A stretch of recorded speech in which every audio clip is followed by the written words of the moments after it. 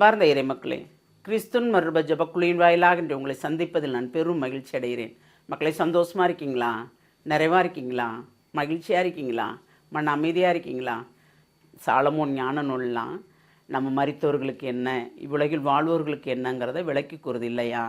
அப்போது நம்ம இவ்வுலகில் வாழும்போதே என்னென்ன செய்ய வேண்டும் என்பதை எடுத்துக்கூறும் அந்த இறை வார்த்தையை நாம் எடுத்து பற்றி கொண்டு அதன்படி வாழ்ந்தால் நமக்கு எல்லாமே நிறைவாக இருக்கும் இல்லையா?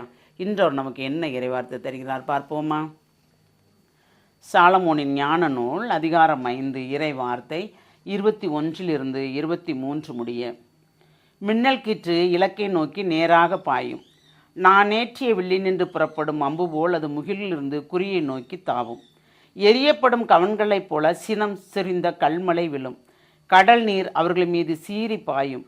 ஆறுகள் இரக்கமின்றி அவர்களை மூழ்கடிக்கும். புயல் அவர்களை எதிர்த்து வீசும். அது சூறாவளி போல் அவர்களை புடைத்தெடுக்கும். முறைகேடு மண்ணுலகே பாழாக்கும். தீவினை வலியோரின் அரியணையை கவிழ்க்கும். Praise the Lord. தீவினை வலியோரின் அரியணையை கவிழ்க்கும். தீமை செய்கிறவங்க, ஆட்சியாளர்களோ மற்ற எந்த தொழில் செய்தாலும், மக்களை அடக்கி ஆள்றவங்கள யாராக இருந்தாலும் தீமை செய்தால் கண்டிப்பாக அதற்கு உண்டு.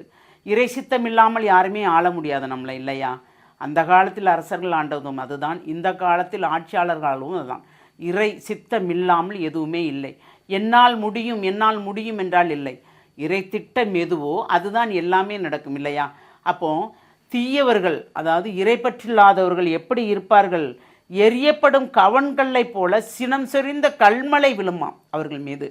கடல் நீர் அவர்கள் மீது சீறி பாயுமாம். ஆறுகள் இரக்கமின்றி அவர்களை மூழ்கடிக்குமாம். அப்போ தீமையே பற்றி கொண்டு நன்மையே செய்யாதவாறு உலகில் வாழ்வோர்களுக்கு என்னென்னலாம் வரும் என்பதை இந்த இறை வார்த்தை விளக்கி கூறுகிறது இல்லையா?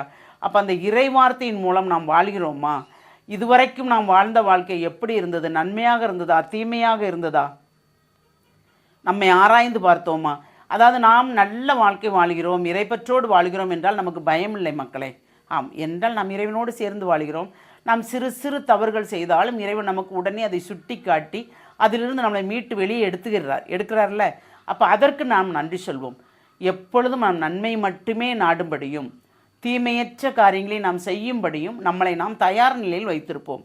ஏனென்றால் எப்பொழுது என்ன நடக்கும் என்பது யாருக்குமே தெரியாது, இறைவனுக்கு மட்டும்தான் தெரியும். ஏனென்றால் படைப்பின் ரகசியமே அவர்தானே. நம்மளை படைத்தவர் அவர்தானே. பேர் சொல்லி அழைத்தவரும் அவர்தானே. அப்போ அவர் கொடுத்த ஒவ்வொன்றுக்கும் கணக்கு கேட்பார் அல்லவா? நாம் கணக்கு கொடுக்கும் விதமாக நாம் எல்லாம் கரெக்டாக இருக்கிறோமா, நிறைவாக இருக்கிறோமா? அதை தான் நம்மளை பரிசோதித்து பார்க்கணும். அடிக்கடி சொல்கிறது அதுதான். நம் சுயத்தை விட்டு வெளியே வர வேண்டும். எனக்கு எனக்கு என்பதை விட்டு வெளியே வந்தால் நம் எல்லாமே நிறைவாக இருக்கும், நிறைவாகவும் நடக்க முடியும். பிறருக்கு இடையூறு இல்லாத வாழ்க்கையும் வாழ முடியும். நமக்கு இடையூறு கொடுக்கிறார்களா, இறைவன் பார்த்து கொள்ளட்டும் என்று அவரிடம் விட்டுவிட வேண்டும். அப்படி விடும்போது நம் சார்பில் வழக்காடுபவர் யார்?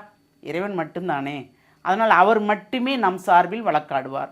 அந்த வழக்கு போதும். நாம் யாரையும் சபிக்க வேண்டாம், யாருக்கும் தீர்ப்பிட வேண்டாம் இல்லையா? நம்மளால் என்ன செய்ய முடியும்? ஒன்றுமே செய்ய முடியாதுங்க. நம்ம வலிமையற்றவர்கள், வலுவற்றவர்கள் இல்லையா? பொருளாதாரத்தில் இல்லாமல் வீழ்ந்து கிடப்பவர்கள், பொருளாதாரமற்று தான் இருக்கிறோம் நம்ம. அதனால் இறைவனிடம் விட்டு விடுவோமே. நம் பிரச்சனைகள் அனைத்தையும் அவரிடம் விட்டு விடுவோம். எது எது தேவை, நம்மை குற்றப்படுத்துவர்களை கூட மன்னிப்போமே, மன்னித்து பார்ப்போமே. அப்போ அதில் என்ன நிறைவு கிடைக்கும் என்பது நமக்கு தெரியுமே. ஆமாண்டவரே, மன்னித்து விட்டேன், ஆனால் மறக்க முடியாமல் தவிக்கிறேன் நினைக்கிறோமா இல்லையா? ஆம், மறக்கின்ற வரத்தையும் கேட்போமே. அப்படி கேட்கும்போது எல்லாமே நிறைவாக இருக்கும். கேட்போமா? தாயும் தந்தையுமான இறைவா, இவ்வுலக வாழ்க்கை என்ன, விண்ணுலக வாழ்க்கை என்ன என்பதை எங்களுக்கு உணர்த்தி ஒவ்வொரு இறைவார்த்தையின் மூலம் எங்களை தெளிவுபடுத்துகிறீர் ஆண்டவரே. அதற்கு கோடான கோடி நன்றி ஆண்டவரே. ஏனென்றால் நீரின்றி நாங்கள் இல்லை என்பதை விளக்கி கூறுகிறீர். ஆமாண்டவரே, எப்பொழுதும் உம்மை கரம்பற்றி நாங்கள் வழிநடக்கும் அந்த வரம் மட்டும் வேண்டும். அந்த வரத்தை நீர் எங்களுக்கு தந்து எங்களை நல்ல பாதையில் நீங்கள் நடத்தி செல்கிறீரே, அதற்கு நன்றி கூறும் ஆண்டவரே. இம்மட்டும் ஒவ்வொரு காரியங்களும் செய்து எங்களை நிறைவுபடுத்திய கிருபைக்கு நன்றி கூறி எங்களை முழுமையாக உம்முடைய இரக்கத்துக்குள் ஒப்புக் கொடுக்கிறோம். ஜெபம் கேட்கும் நல்ல பிதாவே. ஆமேன், ஆமேன், ஆமேன்.